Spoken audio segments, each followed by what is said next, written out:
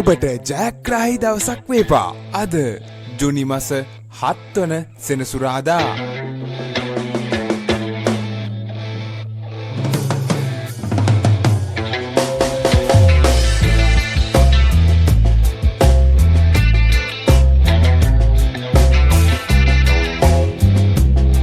ජයග්‍රාහී අංක දිනපතා නැරඹීමට අපව සබ්ස්ක්‍රයිබ් කර තබා ගන්න.